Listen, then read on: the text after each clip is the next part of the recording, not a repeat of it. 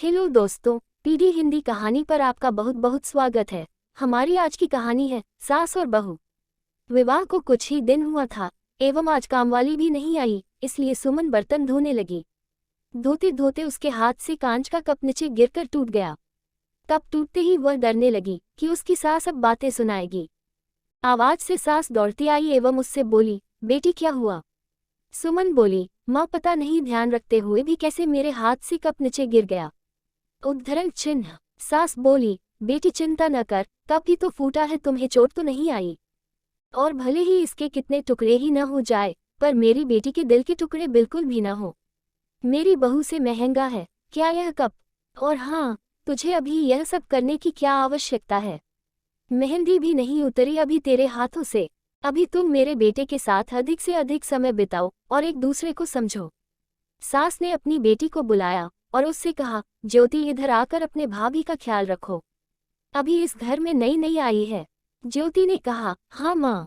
सास फिर बहू से बोली, आरंभ में तुम मुझे अपनी माँ ही समझना, मुझे भी तुम्हारा दिल जितना है, सास बनकर नहीं माँ बनकर।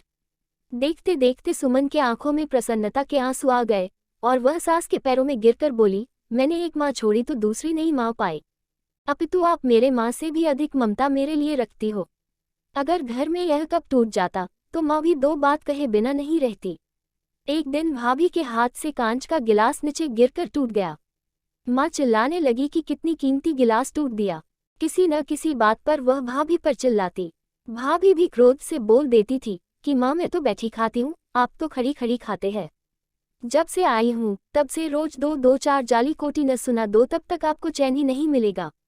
कभी मेरे माँ को तो कभी मेरे बाप को, सदैव मेरी माय के वालों को कोसती रहती हो। ऐसे ही माँ और भाभी एक दूसरे के साथ बहस किया करती रहती थी। सुमन ने घर के अलावा और भी कई जगह पर सास बहू के झगड़े सुनते सुनते वह डर गई थी, इसलिए विवाह से कतराने लगी, मगर माँ बाप के कारण ही उसे शादी करनी पड़ी और अनजान डर को लेकर ससुराल आ गई।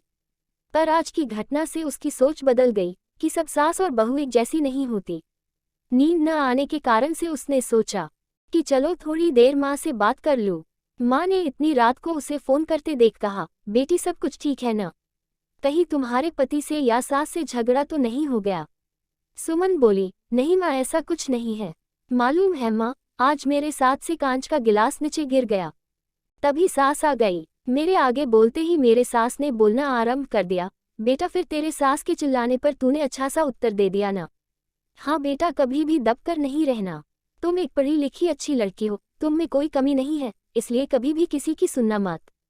तभी बात को काटते सुमन बोली, माँ अब बस करो, मैं अपने दूसरे माँ के खिलाफ कुछ नहीं सुन सकती।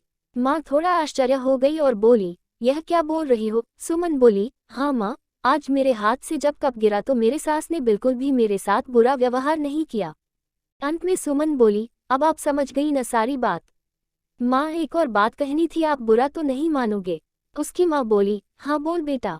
सुमन बोली, माँ काश आप भी मेरी नई माँ के साथ भाभी की तरह व्यवहार किया करती तो शायद भैया एवं भाभी अलग घर में नहीं रहते।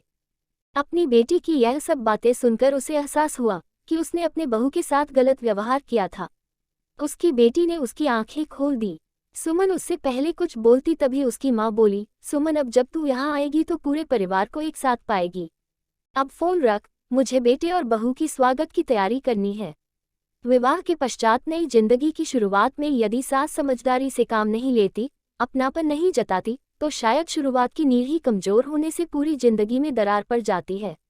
कप को फूटने से कोई नहीं रोक सकता, परंतु प्रेम को टूटने से तो हम सभी रोक सकते हैं। कांच के टुकड़े हो जाए पर घर के टुकड़े बिल्कुल भी न होने दे। अपने घर में प्रेम का वातावरण बनाए रखिए, एक दूसरे को समझे, एक दूसरे की इज्जत करे तो घर स्वर्ग बन जाएगा।